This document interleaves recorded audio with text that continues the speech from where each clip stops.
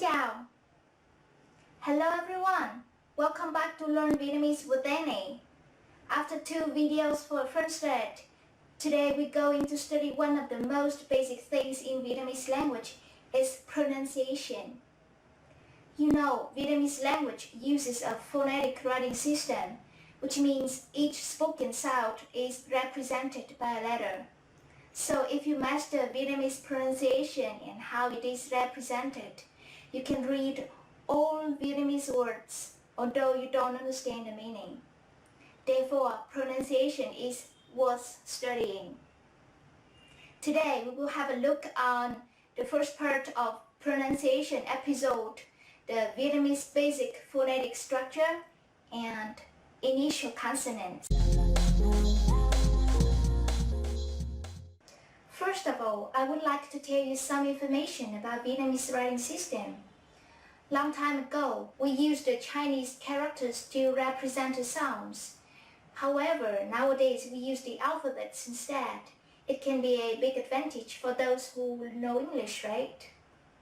We use the alphabets, but we add some marks and symbols to create Vietnamese alphabets with 29 letters. Okay, the basic phonetic unit of Vietnamese language is syllable. We write one syllable as one word, which means there is always a blank between 2 syllables.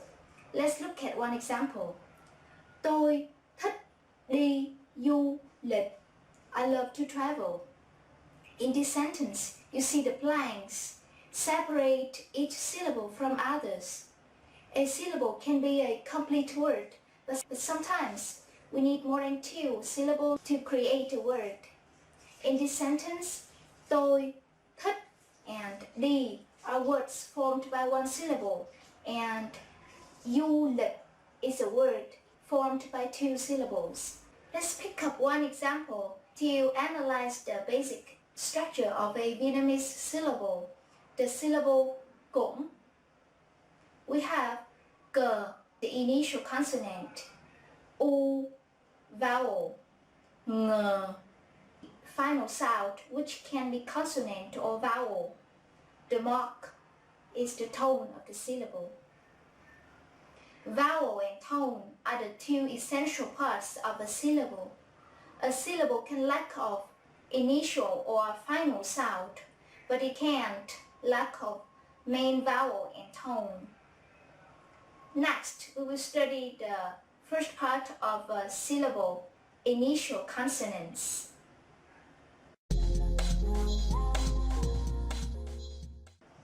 There are 22 consonants can start a syllable. There are 2 things for you to keep in mind about Vietnamese initial consonants. First, most initial consonants have only one way to write, 19/22. Second, we have single consonants only.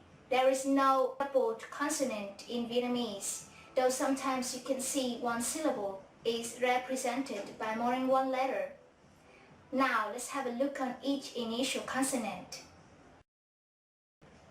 M, as in mẹ, mother. B, as in ba, father. V, as in và and.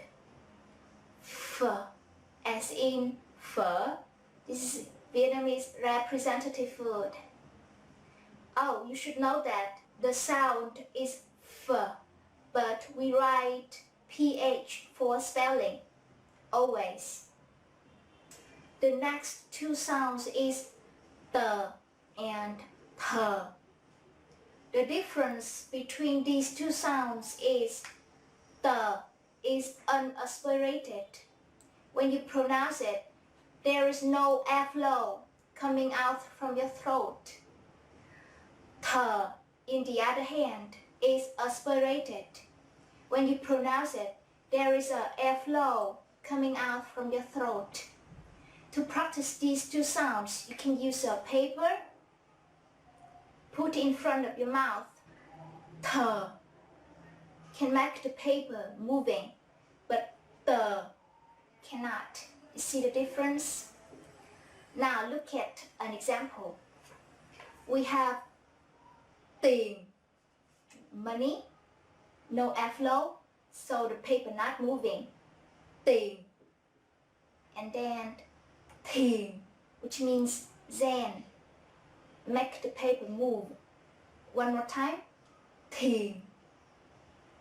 You see the difference?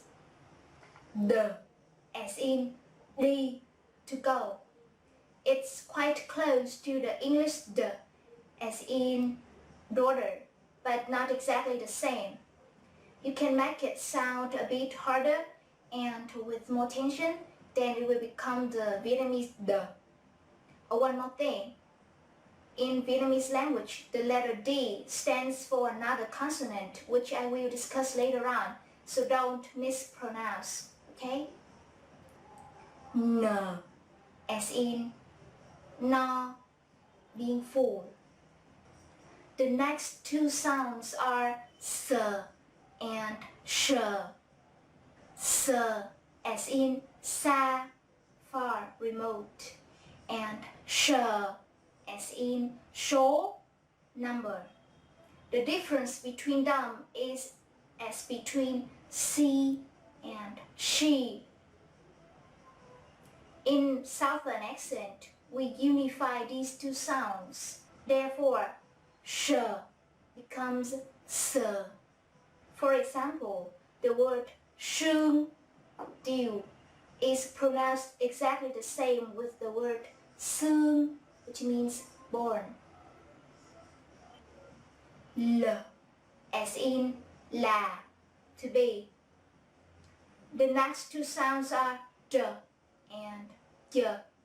The consonant d is not a combination of d and r, as in English. In Vietnamese, it's a single consonant. So the former d, as in đời, sky or supernatural, and the latter chợ, as in chợ, market. In Southern accent, we unify these two sounds. Therefore, dr becomes chợ.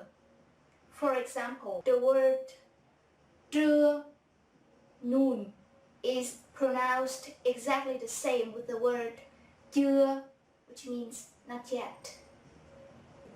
Ñ, as in nhà, home. To pronounce this sound, you add a y sound following the n. Then you will have the ñ in Vietnamese. It sounds like ñ and the English word souvenir or senior. So for example, if you want to make a nhà sound, you can add between n and a the sound y, then it will become nhà. Let's compare nà and nhà. Do you see the difference? H, as in khi, when. You should note that it is a fricative sound, not an explosive plus aspiration as in English, k. For example, in English you say k as in kick, but in Vietnamese you have to say h as in không. You got that? H as in hoa, flower. R as in rẻ, cheap. The next two sounds are y and z. The former y, as in da, skin. Be careful, don't mispronounce it with the English D sound. It sounds the same with the initials in young or you or yard. The letter z, as in za, old. It sounds the same with the initials in zoo or zip or zipper. In Southern accent, we unify these two sounds. Therefore, z becomes y. For example, the word gia, which means family or home, is pronounced exactly the same with the word ya, which means skin. The last three initial consonants are not difficult at all, but the spelling rules relating to them is quite complicated.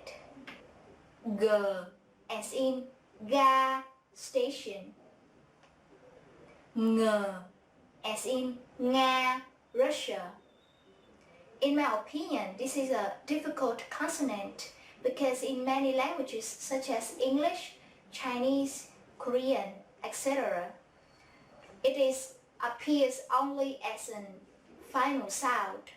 Therefore, when it is an initial, it is difficult to pronounce. You can practice pronouncing the sound by lifting the back of your tongue. Touch the back of your palate, which means the roof of your mouth, and then let the air come out through your nose. You say ng. One more time, ng. G, as in cá, fish. This sound is unaspirated, no airflow when pronouncing, no paper moving. G, cá. See it? It sounds the same as in English words skate or scoop. The spelling rules for g, ng, and g is relating to which vowels following them. According to this rule, if the following vowels are e, e, for g and ng, we add an h after them. For example, ga but gi, ge, ge, gin. Nga but ngi, nghe, nghe, nghĩa. For g, we write a k instead. For example, cá but kỳ, ke, ke, kim, kìa.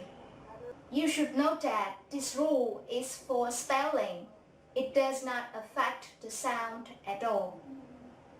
For the g sound, we have one more rule. If there is a w sound following, the phonetic transcription will be, we have to write qu. For example, ca but qua, ki but quy.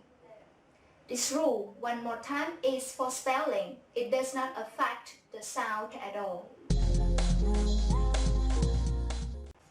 So, I have already listed 22 initial consonants in Vietnamese and the spelling rules relating to them.